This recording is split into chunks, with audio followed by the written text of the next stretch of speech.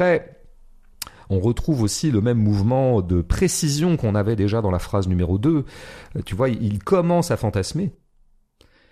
Et on voit comment la mécanique du fantasme se précise de plus en plus, produit une image qui, comme à peu près l'image des gendarmes et des pèlerins évoqués par la charcuterie, finalement on finissait par les imaginer transpercés de l'âme en traversant un gué. Et ben là c'est pareil, on va aller vers une précision mais incroyable par rapport à quelque chose qui encore une fois n'a pas lieu. Donc éventuellement oui, ok, elle va sans un mot renverser la tête, très bien, ça tout le monde pourrait le faire, n'importe qui imagine un rapport sexuel avec une femme. Bruno Le Maire peut imaginer, Bruno Le Maire pourrait tout à fait imaginer ça. Et après on va quand même aller au-delà du talent de Bruno Le Maire, ce qui est quand même une performance. Trembler comme tu trembles, ok, te saisir là où tu veux la saisir, ok, très bien, et les jupes dans ses mains, ah tiens, les jupes dans ses mains, une image qui reviendra beaucoup, elle a relevé ses jupes, c'est vraiment typiquement un fantasme, donc elle a les jupes dans ses mains puisqu'elle est en train de les relever pour laisser place à ce qu'on sait, elle se donnera là, contre ce boulot, ok, dans ces flaques où seront tombés ses sequins. Quelle précision d'image fantasmatique, tu vois. Et peu à peu, une scène est en train de se constituer, une scène littéraire en fait, il est en train de... Et la scène acquiert un degré de réalité tel qu'on en arrive à ce dernier détail qui, alors pour moi, là, voilà, qu'est-ce que c'est qu'un grand écrivain ? C'est ça.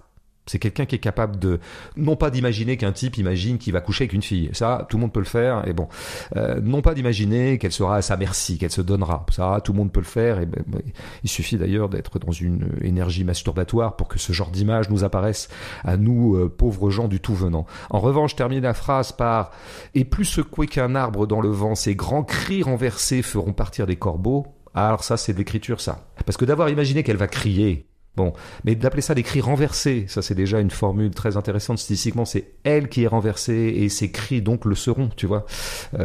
C'est très bizarre d'avoir rapporté la notion de renverser au cri alors qu'en fait c'est la posture de la femme qui est renversée, tu vois, c'est une espèce comme ça de petite opération de concision et de condensation. Feront partir des corbeaux. Bah oui, elle criera tellement qu'il y a des corbeaux dans l'arbre et donc dans le bouleau, et le bouleau étant secoué par elle-même, eh bien ils finiront par partir. Bah voilà. Ça, c'est ce que j'appelle écrire, tu vois. Et on voit bien que là, la mécanique, c'est ça qui est intéressant, c'est que la mécanique du fantasme est immédiatement une mécanique de l'écriture. C'est-à-dire que de la même façon que cette phrase documente assez bien comment fonctionne un fantasme, elle documente indissociablement comment fonctionne l'écriture de Michon. Et comment fonctionne peut-être toujours l'écriture fictionnelle. C'est-à-dire que c'est quoi l'écriture fictionnelle en fait ? Ouais, ok, tu imagines une scène qui n'a pas eu lieu, qui n'a jamais eu lieu, ou peut-être que tu peux t'inspirer de choses. Mais au bout du compte, tu l'imagines, bon. Sauf que ça va vouloir dire quoi ? Imaginer une scène concrètement pour un écrivain. C'est pour ça que tous les écrivains sont réalistes, toujours. Dans l'exercice même de l'écriture, on est toujours réaliste. Tu peux très bien imaginer une scène, genre, et ce jour-là, nous débarquâmes sur Neptune. Ok, c'est de la fiction, c'est complètement absurde, en tout cas dans l'état actuel des possibilités humaines. Mais qu'est-ce que tu vas faire après pour que tu écrives 3-4 pages derrière ? Il va falloir que tu rendes réaliste cette chose. Il va falloir que tu trouves le détail matériel qui tue et qui va permettre de donner chair et de donner vraisemblance et consistance à quelque chose qui a été totalement imaginé. C'est ça le travail de l'écriture, à peu près toujours en fait. Ce qui fait que même les écrivains les plus fictionnels sont toujours des écrivains réalistes. Ils sont fictionnels dans les grandes lignes de leur récit, ils sont réalistes dans le concret même de leur travail. À part s'ils décident de rendre tout invraisemblable, mais dans ce cas-là, ils n'auront pas beaucoup de lecteurs très longtemps. Ça, typiquement dans la phrase « Où pétriront ses paumes ?» Tout à fait. Qui pétrissent les flaques. Ben oui, mais c'est d'une précision matérielle tout à fait stupéfiante, quoi. Alors, de là d'ailleurs à se demander où commence d'ailleurs le travail du fantasme dans le livre. À partir de quel moment est-ce que ce jeune instituteur se met à vraiment extrapoler fantasmatiquement ? Bon, on pourrait très bien dire, dès le début, c'est-à-dire qu'on pourrait très bien postuler que cette buraliste n'existe pas. Qu'il a complètement inventé. Oui, c'est ce que je me disais aussi quand j'ai commencé. Le type se fait chier, tu vois, c'est un instituteur, il est quand même muté au fin fond, dans le trou du cul un peu de la campagne française à l'époque, peut-être que lui-même vient de la vie, ça nous est pas spécifié, enfin globalement, s'il est instit, c'est qu'il a un moment fait des études, bon, bah oui, il s'ennuie, et donc là, ce vide absolu va faire qu'il va peut-être imaginer une buraliste. Plus sûrement, on peut peut-être supposer que cette buraliste existait, et qu'à partir de cette femme avec qui il s'est rien passé, il a imaginé tout un tas de choses, parce que peut-être qu'elle avait des atours et des atouts qui suscitait le fantasme, en tout cas le désir. Mais en tout cas, voilà, on peut très bien se dire que l'imagination lubrique, elle commence sur une page blanche ou sur une page qui est déjà un tout petit peu noircie, chose qui se repassera un peu plus tard avec le tour sadomasochiste, on pourrait dire, que va prendre l'imagination lubrique. Puisque à un moment, il finira, effectivement, cette femme revient donc de là où elle va le dimanche, et il finit par la croiser, et un jour il la croise, et elle est marquée à la joue. Elle est marquée de ce qu'il va appeler, d'un archaïsme lexical, un cinglon. C'est-à-dire qu'elle a été cinglée, elle a été fouettée. Or, comme nous savons qu'elle revient probablement d'avoir couché avec un dénommé Jean-Jean, Jean-Jean, un agriculteur. Un agriculteur. Alors, où se situe l'imagination lubrique de notre instituteur ? À partir de ce cinglon, il s'est mis à imaginer, il a eu des fantasmes lui-même sadiques. Ou est-ce que ce cinglon n'existe tout simplement pas ? Parce que il lui a plu qu'il y eût un cinglon sur cette peau. Pourquoi ? Parce que lui-même était sans doute déjà animé par une imagination fondamentalement lubrico-sadique. Donc on ne saura jamais. Il n'en reste pas moins vrai qu'au bout du compte, au niveau de la littérature, au niveau du texte, tout ça revient absolument au même. C'est quoi la littérature ? C'est le lieu de l'abolition du vrai et du faux, et de la distinction. Rien ne ressemble plus à du faux qu'à du vrai dans la littérature, dans l'art peut-être en général, mais a fortiori dans la littérature où les corps sont absentés. Bah oui, parce qu'il n'y a pas de corps, donc c'est les mots qui font foi. Et bah il n'y a rien qui ressemble plus à un fantasme qui est une pure fabrique de verbale, qu'un fantasme qui vient quand même d'une origine vécue, que cet instituteur qui est peut-être un peu Michon lui-même aurait vécu, etc. On ne sait pas.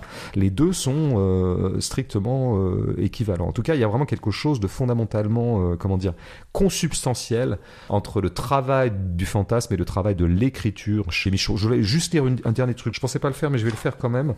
Pour... c'est page 44. Oui, c'est une phrase qui est un petit peu du même acabit. Juste pour le plaisir, je vais la lire parce qu'elle est à peu près, elle a le même mouvement où l'énergie d'écriture est immédiatement une énergie fantasmatique et inversement. Sous l'ombre, sous le manteau, sous la jupe, sous les nylons, les sequins, les perles et le 31, on retrouve tous les attributs synecdoquiques ou synecdotiques, je sais pas comment on dit, métonymique ou métonymique de Yvonne. La buraliste Yvonne, sous les ganses et les fronces, tu vois, ça c'est encore du vocabulaire archaïque, j'ai dû aller voir les définitions, moi. Les ganses et les fronces. De la Milady, puisque cette dame, il l'appelle la Milady, toujours de façon de repeindre littérairement le réel. Il y avait tout contre les bas nocturnes, cette chair d'un jour éblouissant au plus blanc de quoi j'imaginais, 20 fois répété, asséné, reçu dans des bons intenses et ponctués de sanglots, la lourde phrase sans réplique, toujours redondante, toujours jubilante, suffocante, noire, l'écriture absolue qu'elle portait au visage. Là, tu vois, le lien, il est complètement fait entre l'écriture et le fantasme, puisqu'on a le rapport sexuel qui est imaginé à ce moment-là et décrit comme étant une phrase. C'est-à-dire, en gros, ce rapport sexuel, c'est une phrase qui s'écrit. Voilà, et qui se réécrit, et qui se réécrit. Peut-être que le repassage de l'écriture aurait quelque chose à voir avec l'obsession fantasmatique qui fait que tu repasses toujours par les mêmes cases fantasmatiques. Tout le monde sait ça. Tous les gens qui fantasment, c'est-à-dire j'espère tout le monde, on sait bien qu'on a des fixations fantasmatiques auxquelles on revient tout le temps. Voilà, c'est un truc qu'on avait un peu vu avec Sorrentino, d'ailleurs. Je sais pas si tu te souviens de cet aspect-là où il était comme ça, obsédé par une apparition qui était latente. Tu sais, le sein découvert de l'attente, et il était en boucle dessus. Bon, voilà, comme on peut en boucle sur quelque chose. Et la phrase longue et belle que je viens de lire se termine par l'écriture absolue qu'elle portait au visage. Tu vois, la marque dont tu parlais. C'est la marque dont je parle, mais qu'il l'appelle l'écriture, c'est intéressant parce que c'est peut-être cette marque n'a peut-être jamais existé que parce que Michon l'a écrite. Voilà. Et pas parce que Jean-Jean l'a asséné. Mais tout ça, encore une fois, est indissociable dans l'espace qui s'appelle la littérature. Cette dinguerie qu'est la littérature. Cette dinguerie, il faut bien le dire.